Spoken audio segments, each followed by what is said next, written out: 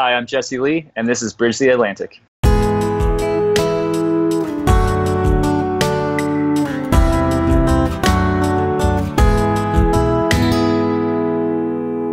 Welcome to Bridge the Atlantic's interviews, where we get to know the people behind and in front of the creative industries. We're your hosts, music web designer Ross Barber-Smith from Scotland, owner of Electric Kiwi, where we create awesome custom websites for bands, artists and musicians. You can follow me on Twitter, Instagram and Facebook as Electric Kiwi. And I'm singer-songwriter and multi-instrumentalist Marcio Novelli from Canada, a man who wears many hats literally and figuratively. When I'm not releasing music under my own name or my side project Midnight Soundtrack, I'm producing and mixing records for other artists or directing and editing music videos and music documentaries.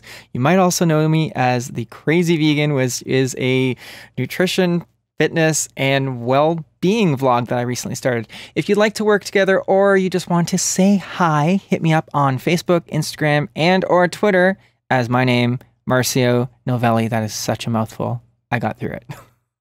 So she said. We are on Patreon and we've got lots of exciting stuff to share with you on there. You can support us from as little as $1 a month, and in exchange you get some patron-only exclusives. We have just recently upgraded some things over there, so please do head on over and check it out. I'm proud of you for that one. Perks include early access to content, shoutouts for your band or brand, as well as your chance to co-host the show alongside Ross and I. But most importantly, your support will allow us to keep bringing you weekly episodes and, wait for it, spreading knowledge throughout the land. We've also got official BTA shirts available to purchase on our website. They will help you look great. They'll help you keep you warm. All proceeds go into helping us keep the lights on here at Bridge the Atlantic, which is, win-win all round. Who wouldn't want to, look great and keep lights on? Amazing. There's a link to get them in our show notes. So if you use the coupon code BTA Rocks, you'll receive 15% off your purchase. It's our little way of saying what, Marcio? Gracias. I just love that you don't even respond to my throughout the land anymore. You're just like, I'm just going right for it. I'm not going to respond to this anymore. Lastly, everyone, we just want to remind you to make sure you subscribe to us here so you don't miss each week's episode. And particularly, make sure you subscribe on YouTube because we are giving away a free shirt for every 100 new subscribers we get. That's it. We have 7 different colors. So if you ever have a shirt, get a different color. Yeah, exactly. Exactly. But now to the main event. Joining us this week out of Cleveland, Ohio is music publicist Jesea Lee. Jesea is a publicist with High Road Publicity, a team of highly passionate PR professionals with a combined 30 plus years experience. Yes, High Road Publicity have developed an uncanny system for developing and launching an avalanche of emerging bands that are signing to some prestigious labels, including Revival Recordings, Artery Recordings, Rise Records, and Equal Vision. So without further ado, welcome to the show, Jesea. Hey guys, thanks so much for having me. No worries. Let's get awkward. Who wants to get awkward? I want to get awkward. I love being awkward. Tell us 3 things about yourself that everyone should know. I'm mildly obsessed with health and fitness. I read about it and watch videos all the time. Probably do that more than actually working out. I'm a super easygoing guy. I just like to always get to the bottom of conflicts rather than jump right in and attack. And one time I impersonated Justin Bieber for a 7-year-old's birthday party. So Jesea, what led you to pursue a career as a publicist, and what has been the biggest thing that you've learned in your career so far? Well, I started out as a musician. I started playing guitar when I was 12 years old, playing in bands and singing and everything. And I was in a punk band for since 2010 to 2016. And back in 2013, we had a manager who was friends with the business manager at Tragic Hero Records. And I was friends with him on Facebook, and we would chat all the time. And I was working a 40-hour job at some law firm. I hated my life. All I wanted to do was rock and roll, and everything. And so, through conversations with the business manager at Tragic, I was just like, hey, can you hire me for anything? Just give me a job doing something. And they're like, well, we need a new publicist. Maybe you could start as an intern here and, turn that into a career here. And he's like, have you ever done press or anything like that? I'm like, well, I've promoted shows before, it's the same thing, right? So he gave me a chance. He brought me on. He taught me some stuff, and I just flourished from there. Or at least I think I flourished. Do you know Eric Heald? Yeah, good friend. Well, not good friend, but I know of him. Yeah, we've hung out a few times. Yeah, we had him on the show. And he drummed on my upcoming new album. He did some drumming on some of the songs. Great guy. Yeah. I actually just watched the interview you guys did with him recently. Yeah, I've hung out with him a couple times at the studio and stuff. He's a cool guy. I want to know what misconceptions you find that bands have around publicity. Like, do they know what it is? And, do they confuse it with, confuse publicists with their managers, agents, and so on and so forth? And how do you manage their expectations or explain to them what you do? Yeah, I mean, there's a lot of misconceptions about what a publicist does and what their function and job role is. And yeah, like you said, a lot of bands think that they hire a publicist and the publicist, like, is the one booking shows for them and stuff too, which isn't the case. One of the biggest misconceptions I can think of off the top of my head is bands often think that press is like instantaneous, like they can hire us and then the next day they're like, oh, so when are we going to premiere our video on Alt Press? It's like, well, I need the video first. Why are we not on Pitchfork? Yeah, exactly. Like, and there's a few good publicists that, go by the quotes that press is not a sprint, it's a marathon, and which is 100% true. Like, you have to build up to these bigger features. Like, not very often can you throw a band that just has a few hundred, fans onto something like Pitchfork at Billboard and they're going to catch fire. It's like you kind of have to be everywhere. You kind of have to build up. Like, I mean, I'm sure you guys have been in a position where you've seen a band maybe 2 or 3 times in different publications, and you said, "Oh, that band again." And then maybe after the 5th or 6th time, you're like, "I guess I'll click play and hear it because I'm seeing this band everywhere," and that's kind of like part of the benefit of press is you kind of want to cover all the spots where your audience is going to be so that they start to think like, okay, every single outlet's talking about this band. I want to listen to them, give them a shot, So I think the balancing expectations can be really tough. The younger bands that are just starting out, after they do a first record and they've had a little bit of press, then they have a better understanding of it and what it all entails. But yeah, just initially, right out of the gate, they do think like, yeah, I'll press at the end of the week. We'll be on Warped Tour on this summer. It's right. So how do you manage those expectations? For the people tuning into this right now, what should they be expecting when they first start working with a publicist?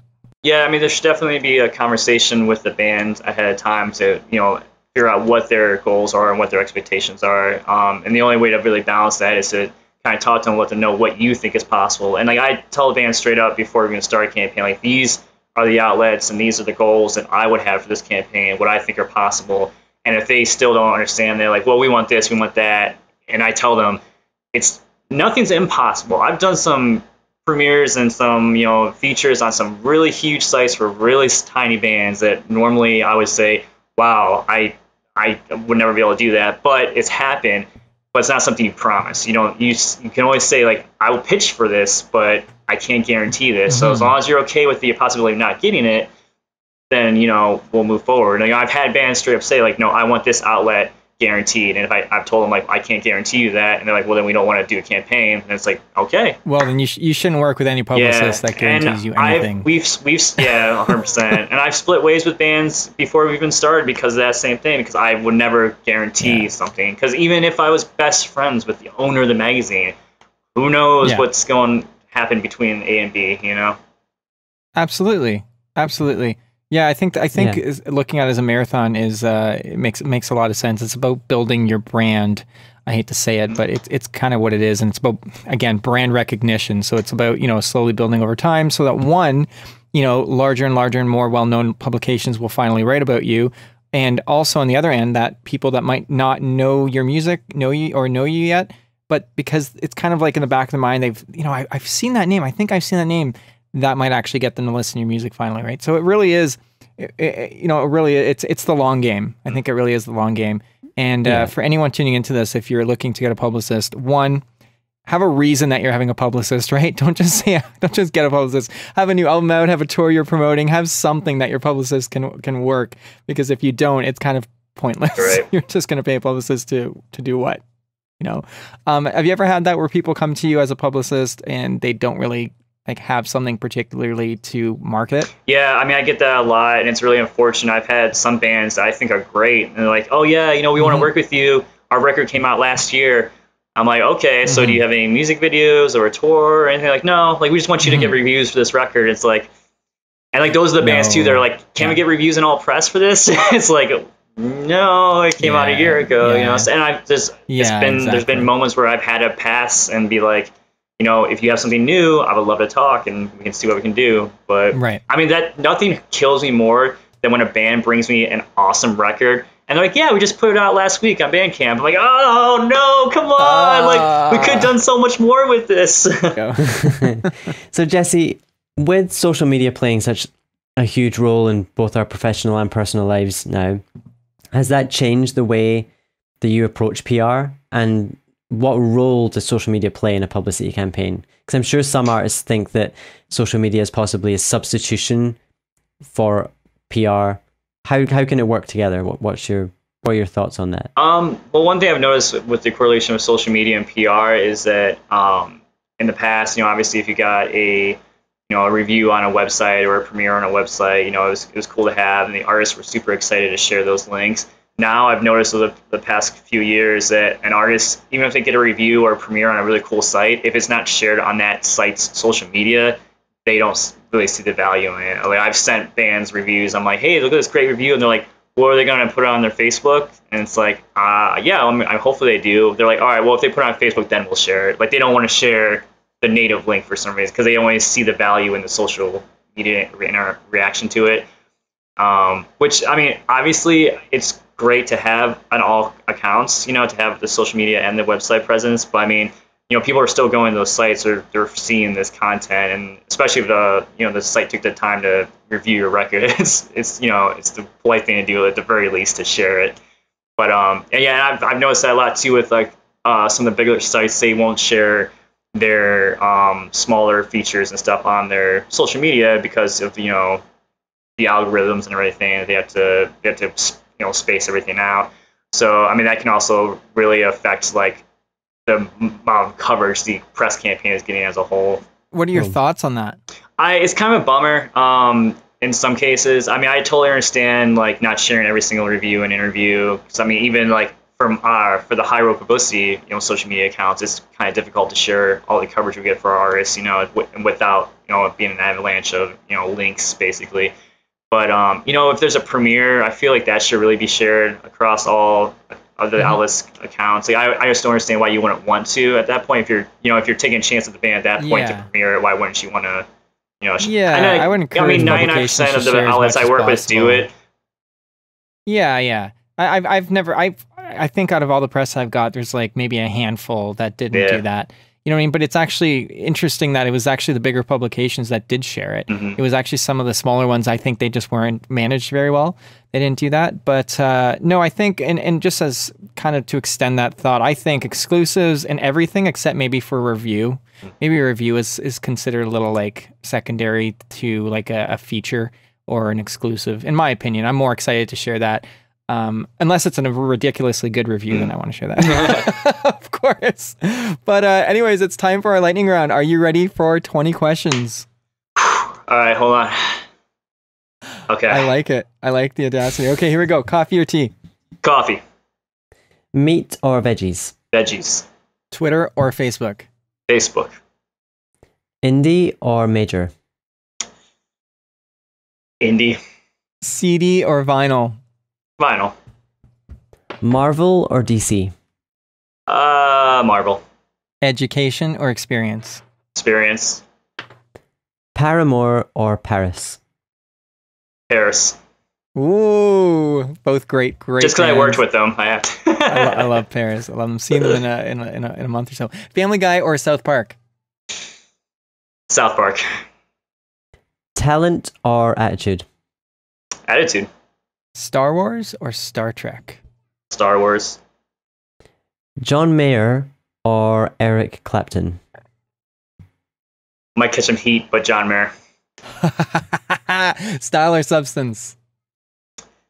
Ooh, substance. Batman or Superman? Batman. Parks and Rec or The Office? Oh man, The Office. And I wonder if this will give you the same reaction. Michael Jackson or Michael Bolton? Michael Jackson. Oh, I felt like he thought about that one for a long time, Ross. Internally, yes. Yeah. It was just, he's just really fast. He's just really fast at this, so, you know. That's all. Just process Celine information. Dion or Marilyn Manson? Marilyn Manson, I guess. So what, neither one of them? Not a fan Yeah, of either? not really. Is there a third option? How about Marilyn Manson dressed as Celine Dion? Or even better yet, Okay. Celine Dion dressed as Marilyn Manson. Yeah, I like that. Let's go with that. Okay. Well, we've got Celine's Halloween costume all lined up for her. There we go. Whale or kale? Can I ride the whale while I eat the kale? Yes, Absolutely. please, my Yeah. fellow vegan brethren. Bette Midler or the Riddler? The Riddler. And your final question, Ross or Marcio? Okay, let's see. You guys will be like this, right? So definitely Ross. I mean, really, it's Marcio. I'm impressed. I like that. I like that. That was good. That was Well a done. nice... Well done. Yeah. For bands who are looking to work with a publicist, hopefully you, or if you're not the right fit, another great publicist. What are the questions they should be asking when choosing who to work with? They should be asking the publicist what kind of, track record they have. Like, do they work with the outlets that you're going after? If you're a country, musician, you might not want to be going after a publicity company that primarily works metal artists, and vice versa. So you definitely want to make sure it's a good fit style-wise, and that they have the connections that are actually going to be beneficial to your campaign. I would always ask for, previous examples of work. I know in our case, we have a lot of our, campaign highlights on our website, and obviously we post everything on our social media. But, if I'm starting to work with a band, a lot of times I send them a recent campaign that I've done from a band that sounds, maybe similar to the genre and similar to the size, as far as like followers and fans and everything like that. Because I wouldn't want to show them what I've done for a band with this tour in Europe and has, thousands of CD sales, and they're just starting out, obviously, because those aren't going to be balanced expectations. So I think, making sure you're on the same page with, the expectations and style-wise are super important. What is one of the biggest things a band can do, in your opinion, to make themselves as publicity-ready as possible? Whose other opinion would it be, Rob? He's like, okay, I'm going to answer that question with my friend's opinion. In your opinion. Having great promo photos is a must. I mean, I can't even tell you how surprised I am sometimes when I'm working with a band. I start to talk to the band, start to work with them, and they have great music videos. They sound awesome. Getting just a standard, electronic press kit together is great. Obviously, a publicist can help you with that, with like the bio and putting everything together. But I mean, if you have it all ready to go, that's even better. Save some time. Yeah, people don't realize that. Do you write a bio for everyone, or do you outsource that? I have written bios for bands. I don't actually. I wrote a bio for Finch one time that you had on the. Our buddy Nate was on the show. Yeah. Well, he's going to be back soon. Yeah, I remember. Yeah, I tried great band. to use that to pick up a bartender one time years ago, and she wasn't. Because she started playing Finch on the radio, and I was like, "You like Finch? Let me tell you about what I did with Finch." It didn't work No, out. not so much. Did she just not believe you, or what was it? I don't think she was as big a fan of Finch as I thought she was, because she was just kind of cool. Luckily, I'm engaged now. She wasn't Those days cool are enough, behind me. man. She's not that big of a Finch fan. Yeah. She's not cool enough. No, you don't need her. You don't need her. So they should have their music ready to go, photos, and a bio if someone professional has written one. If not, you can write one for them. Because if you can write a bio for Finch, you can write a bio for you. Yeah, I think that's an accurate sale. So yeah. Is there something I'm forgetting? Is there something I'm forgetting on there that they should have ready to go? No, I mean, those are the basics. You want to have those locked down. Definitely, everything. I mean, having the high quality MP3s, to go with it. 360, yeah. And having the complete package really is the best thing. To have the CD completely done. Like a lot of times a band will come to me and they're still in the mixing process of their CD, which is fine. Like we can start game playing and getting things going, but I just hate setting release dates and then not being able to meet them. Because there's so many times the bands. It doesn't look good. Yeah, because that's the other thing. Bands don't realize that you need some lead time when pitching music to these publications. So.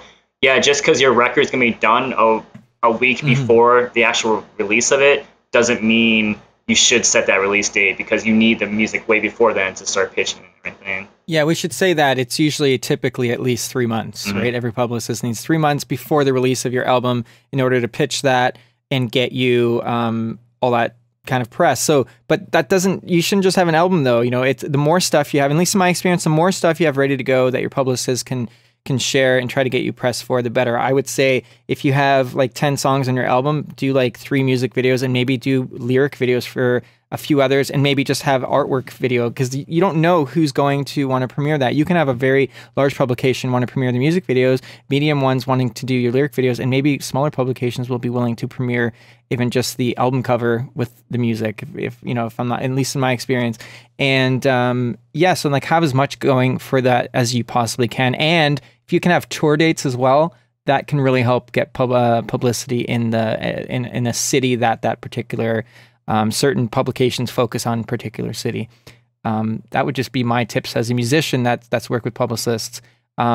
Please, Jesse, either add on or confirm or deny the advice I'm giving here. No, like you nailed it. And like, I mean, obviously you should be a publicist actually. you know your stuff. No thanks. No, but like, yeah, I know. I've just learned to get my shit together as a musician, so that you can publicists. Yeah, can like you said, you know, the tour dates is great too. Like there's always an opportunity, especially if you go to the big markets, to getting, you know, interviews and reviews and like, you know, maybe live sessions and things like that for the different publications. You know, I mean, there's been plenty of times where I've had a writer been kind of on the fence about an artist, and then they actually got a chance to see them live, and they were like, you know, they were blown away by it, and it, you know, it always. Wow. And yeah, and like you said, having as much content as, you know, you have or you can is great for a press campaign, because maybe you aren't hired us to do a premiere for your video, the album stream, and then do the interviews and reviews. But if you have an extra live video that you know, it's just like professionally shot that you just want to release, you know, let your publicist know ahead of time, like, hey, we have this, like, I know it's not in the deal that we signed or whatever, but, you know, do you want to do anything with it? Like, I mean, a great example is I had a PR campaign with this really awesome indie rock band recently called Ledges, and like we had a lot of great success with like that campaign, and they actually had these really great live videos that they were just kind of sitting on.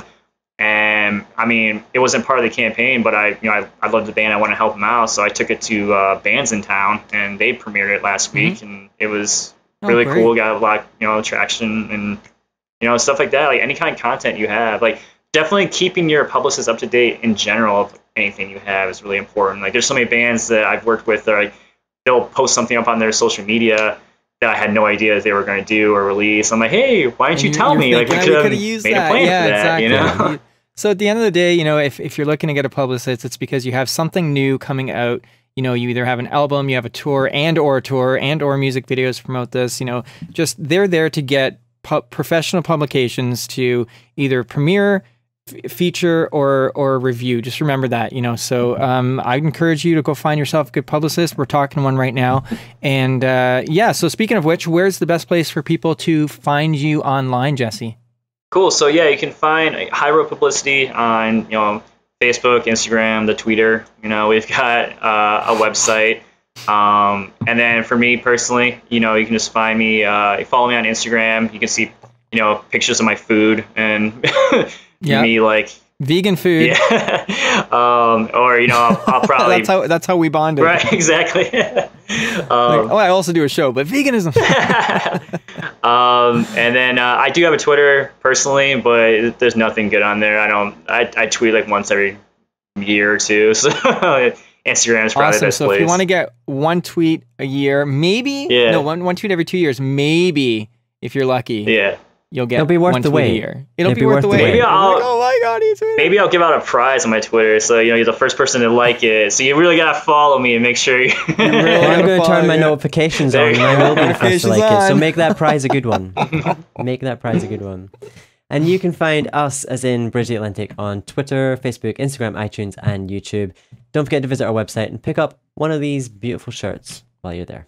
And I'm currently working on my second full-length solo album. You can pre-order it at marcionovelli.com/pre-order. When you support my new album, you instantly receive a free download of my latest acoustic EP as a thank you. You can find my music on Spotify and really anywhere that you like to listen to music. Follow me on Facebook, Instagram, and Twitter, which are all my name, Marcio Novelli. And thanks, Mom, because that's a good name. It's a very good name. Fantastic name, actually. And I'm working on websites for various artists at the moment. You can check out my work and my blog at electrickiwi.co.uk. I gave it that name myself. So thanks to me. What? I don't know. What You can find me on is Twitter and going Instagram on? as Electric Kiwi and on Facebook, Electric Kiwi Design.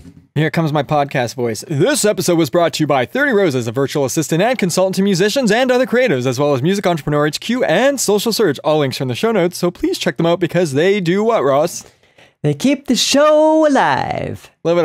I trained a little Rick Barker and Alan Cross in there. Just a little bit of both of them. Just, I mean, it needs some work, but it's, I didn't rehearse it, so. No, 7 out of 10.